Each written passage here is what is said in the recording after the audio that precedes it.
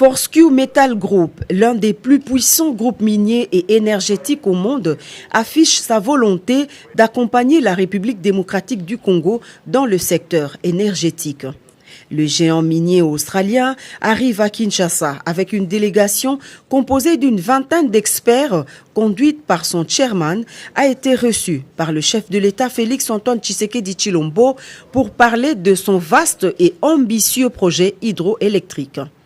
En clair, FMG compte finaliser la construction et la production de l'énergie électrique du Grand Inga dans toutes ses composantes, c'est-à-dire de Inga 1 à Inga 8.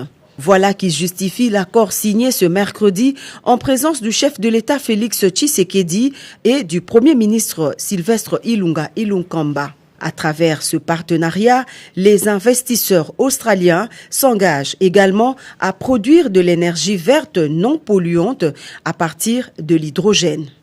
The Congo can expect an injection firstly. Notre projet est très spécial.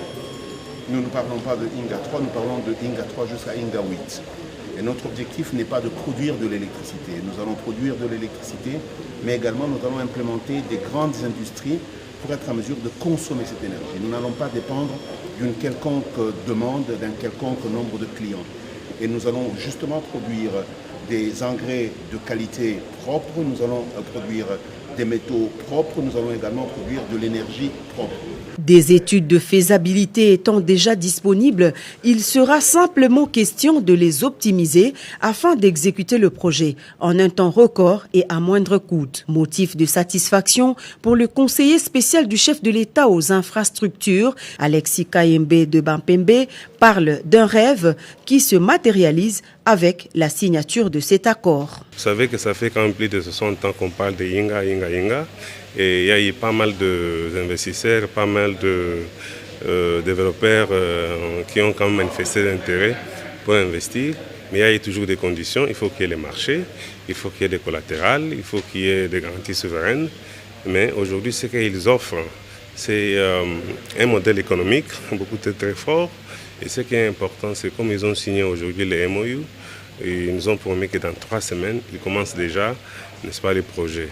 Et ils ne veulent pas aujourd'hui aller chercher les off-tech, comme on les appelle, les consommateurs, puisqu'eux-mêmes amènent, n'est-ce pas, l'énergie sur place en RDC. Au départ, la priorité sera donnée à la formation des jeunes Congolais qui seront sélectionnés pour l'exécution du projet afin de relever leur niveau aux standards internationaux. Une manière pour Fortescue Metals Group de répondre à l'appel du chef de l'État Félix Tshisekedi lancé aux investisseurs étrangers, les rassurant que la République démocratique du Congo garantit un climat d'affaires propice et bénéfique.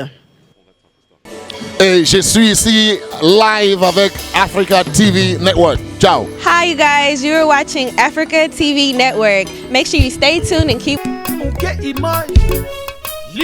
S'abonner na Africa Network TV, Africa TV Network.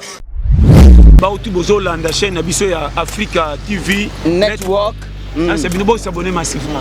Ah bon, nous sommes court pendant base de la numéro. Blaise Makozo Yoka. 1/02.